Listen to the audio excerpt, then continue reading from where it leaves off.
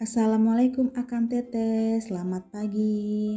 Di sini saya Rahel sebagai petugas sanitarian akan memaparkan aktualisasi saya dengan judul Tata Cara Pemilahan Limbah Medis dan Limbah Non-Medis yang ada di Puskesmas Sukahaji.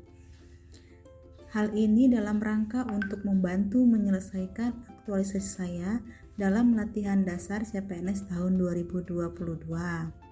Tujuan saya untuk mengambil judul ini agar kita sebagai petugas kesehatan dapat memahami dan tertib dalam tata cara pemilahan limbah medis dan limbah non-medis yang ada di puskesmas kita.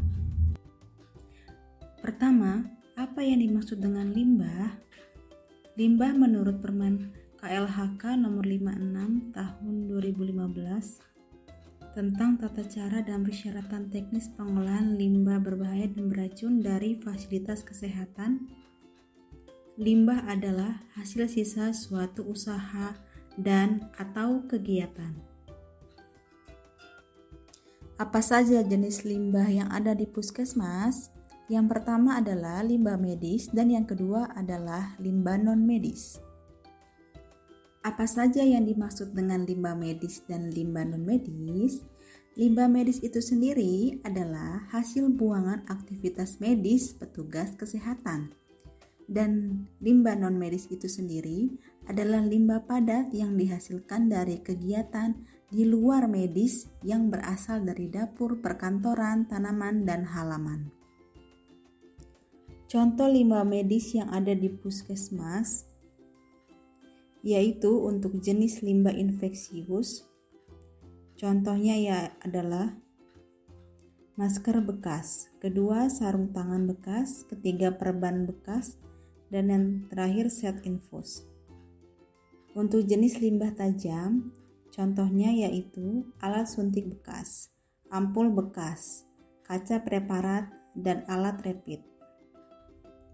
Untuk jenis limbah farmasi, contohnya adalah botol kaca bekas dan obat kadaluarsa. Untuk limbah tajam itu sendiri dilakukan penyimpanan pada safety box. Dan untuk penampungan limbah medis dilakukan pada kantong plastik berwarna kuning.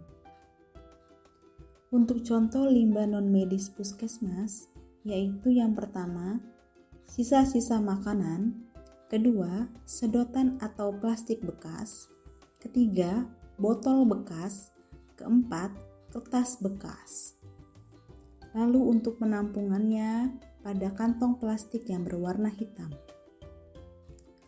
Untuk obat kadaluarsa dan vaksin kadaluarsa, untuk cara pengolahannya terpisah. Sebelumnya dilakukan berita acara pemeriksaan atau BAP terlebih dahulu untuk dilaporkan ke Dinas Kesehatan. Attention bagi petugas kesehatan, jangan pernah mencampuri limbah medis dan limbah non-medis. Contohnya pada gambar berikut ini. Pada tempat sampah limbah medis terdapat limbah non-medis seperti sisa-sisa makanan, plastik bekas, sedotan bekas, dan gelas plastik. Sebaliknya, pada tempat sampah limbah non-medis terdapat limbah medis seperti sarung tangan bekas. Apakah dampak negatif jika limbah tidak dikelola dengan baik? Dampak yang pertama yaitu dampak kenyamanan dan estetika. Kedua, gangguan kesehatan manusia. Dan yang ketiga, dampak lingkungan.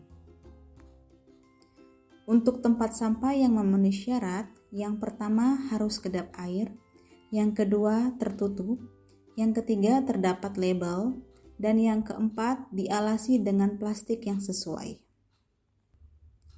Untuk fungsi pemilahan limbah medis dan limbah non-medis, yang pertama, mempermudah petugas sanitarian dalam pemilahan limbah. Yang kedua, tidak terjadi timbulan sampah yang menumpuk dan pembiayaan limbah. Baik, sekian presentasi dari saya.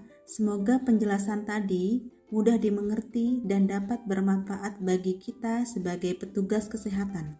Terima kasih. Waalaikumsalam warahmatullahi wabarakatuh. Selamat pagi, salam sehat untuk kita semua.